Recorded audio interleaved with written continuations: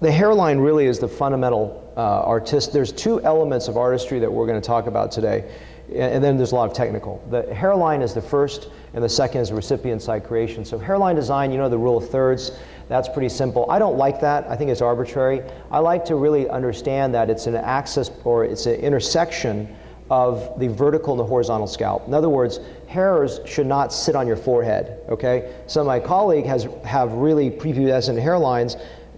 You know, I can think of one colleague right now who has a really low hairline, but that doesn't mean you should just draw that, because you're dealing with a guy that has probably advancing hair loss. You want to design a hairline that's conservative, but not so conservative that it doesn't frame the face. So this is a transition element.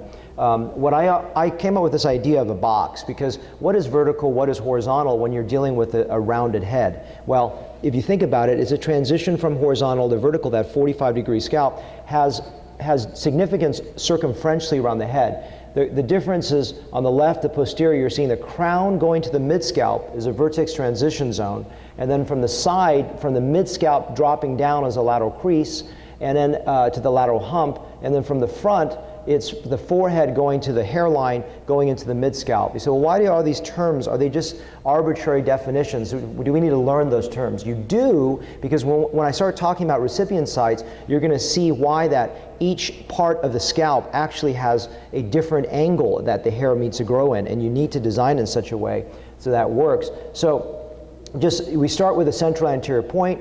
We create the lateral points of the hairline. Remember, the lateral points of the hairline have to be at the lateral canthus going up. If you go past that, and it looks like a comb over, because a comb over is essentially hair on lateral to the lateral canthus and then combed over. Then you want to design a shape that is appropriate for the patient, whether it's rounder for like an Asian head, flatter for African American head, narrower for maybe a narrow head, etc. And there's other reasons to design that. Then you want it to match, because the problem is sometimes we're so focused on this that they may have a very deep temporal recession. You draw a hairline, the hairline does not match the temple, and it looks off. So you want them to match. If you have this hairline jutting out, what you're seeing in B, and you have your temple here, that's unnatural. That looks like a toupee. It looks like a hair system, because this zone has to be built up. But the problem is the temple hair is the hardest thing to build. And this is something you should be doing only if you're 5 years in practice. Now, when I mean 5 years in practice, I don't mean 5 years in practice as a facial plastic surgeon. I mean 5 years in hair business of doing consistent hair to do this, because it's very hard to place well, and it's very hard to design this flat enough, and it's very hard for your staff to place well. So if you can't do the temple, make your hairline more conservative. That's just a general pearl. So another thing that I learned when I teach my students in St. Louis is I look at how they draw, and it's amazing. I'll see them draw this perfect hairline one time. The second time, it's completely skewed. And the reason for that is that they follow the principles and they forget a few principles. And the principle from the side view, you need to look at the hairline from the side view. It should never slope down unless you're a woman, okay? It should either be flat or slightly tilting upwards to be more conservative. So check your viewpoints from all angles, including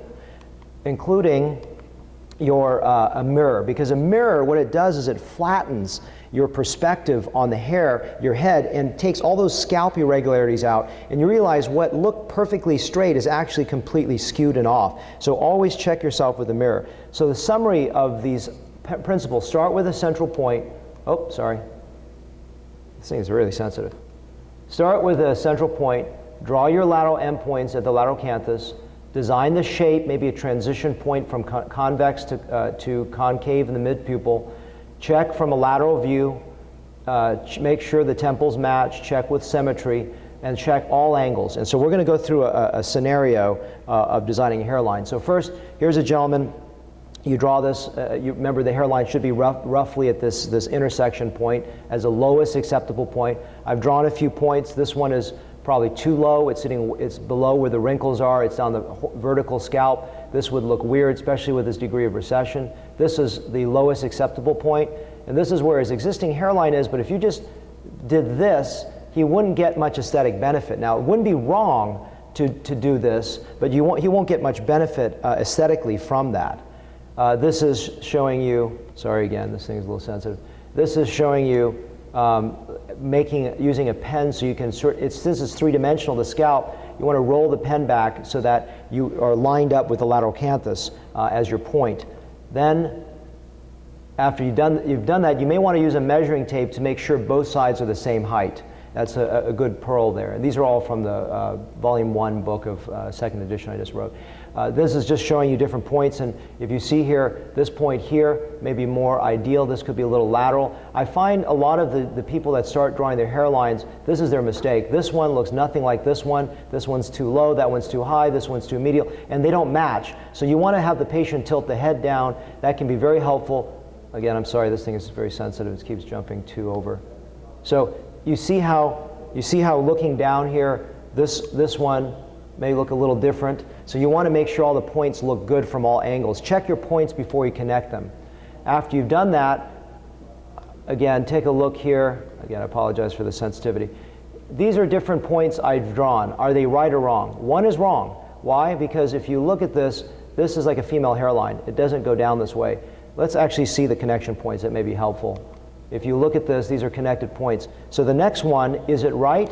This one here is also right, but it's really wrong, because if I put it to here, I've noticed when my students do this, they don't know where to go with it because the lateral canthus ends here. What they have to do with this is build this huge temple, right? But this guy may not have enough hair to build that big a temple. Now, it's good to build some temple, but that's an advanced topic, and it may be something that may be hard to have that much hair to build when he's balder in the back.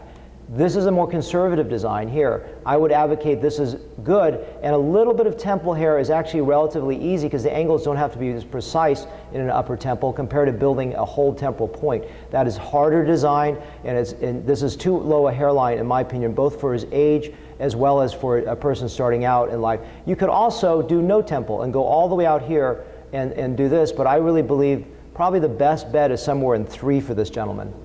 And then now you're seeing from a frontal view again the 3 points, and then just checking the points going down. Side view, you want to make sure again from the side view before you connect everything that this is tilting down rather than going this way. And you can check the other side as well. Now this is the first thing you want to do is start a little circle, okay? Then continue that circle to connect the dots, and when you've connected the dots here, you have a couple options here. You can either make it a little more conservative, you can go a little bit wider. You don't want it too much completely straight, but you're going to take that straightness and soften it anyways when you actually make the recipient sites, which we'll talk about in the next lecture, in 2 lectures from now. And then come back, check from the frontal view, make sure the patient is not texting their friend while you're doing this. Now, this guy was kind enough to do this. But you can just take a look and just make sure it's straight, then come back, check it from the downward view, make sure you're straight, and then check it again from the mirror view, because that really helps. And sometimes what I do is I draw a quick hairline, immediately check in the mirror, because sometimes you spend all this time drawing it, and when you check in the mirror, it's actually completely off. You have to redo the whole thing. So start early with the mirror, especially if you're starting out and just doing your first design work. And I usually have the patient close the eyes because it's very, very disconcerting for the patient to look in the mirror and have this hairline look like this when you're first looking in there. And then check when you've made that line, does it tilt up? Are the 2 sides doing about the same thing? Does it work? And I always say practice, practice, practice makes perfect. And all these photos are taken from this book, just came out a couple weeks ago actually, second edition of this book, volume 1. Okay, these are the 4 books. This is, and again, I make no money on these books. This is volume 1 for beginners, just everything to know, how to counsel a patient, scarring, hair losses, everything. This is Amina's How to Train Techs, brand new, just came out 2 weeks ago as well. This came out 2 years ago. It's 1,000 pages on every topic on hair, like an encyclopedia. This is the only book ever written on FUE, just came out 2 weeks ago as well. 25 chapters, 18 authors. Next lecture, please.